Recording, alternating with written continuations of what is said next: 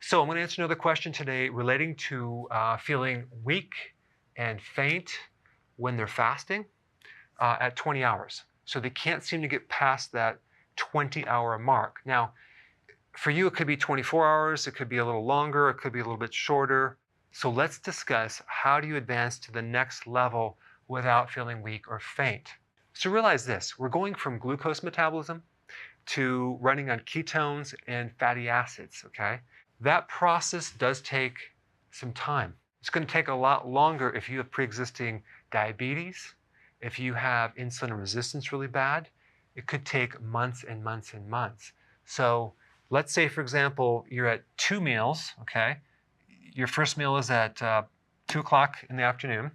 Your second meal is at 6, and then you fast for 20 hours. If you're having a hard time doing this, okay, and you're feeling weak and faint, you need to back it up to this right here. You need to kind of cut it back to an easier level because you haven't given enough time for your body to adapt. Now, I'm going to show you a couple things to speed it up. But if you're feeling weak or faint, you're going too fast, and we need to cut things back to get your body to get used to it a little bit longer. So you want to let how you feel dictate when you should go from this level to this level to this level. This is basically 3 meals a day, 7 a.m., 12, and 6.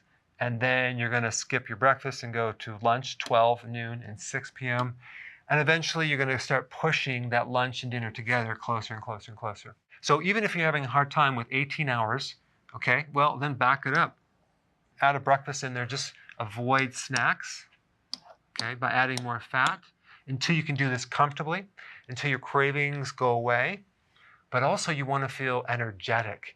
You want to have good cognitive function. You don't want to feel faint. And by the way, fainting and feeling weak could be low sodium, all right? So you want to make sure you're doing your sea salt. How much? At least 1 teaspoon, 1 level teaspoon. Many people need like 1.5 teaspoons, especially if they're exercising, but at least 1 teaspoon.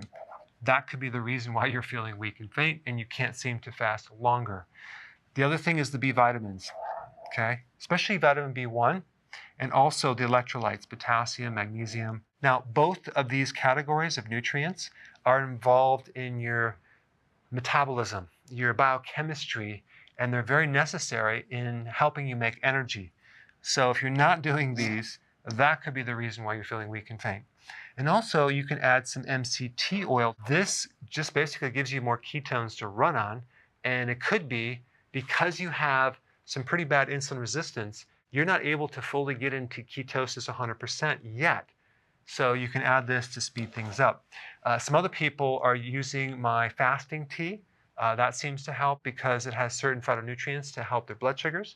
But the main point to understand is that if you're having symptoms for this, just cut it back, give it more time until you graduate to the next level, and then do this more gradually. So you go from 18 hours to 19, then to 20, and then get used to that, and then slowly keep pushing it forward. All right, so that's to sum it up, and thanks for watching.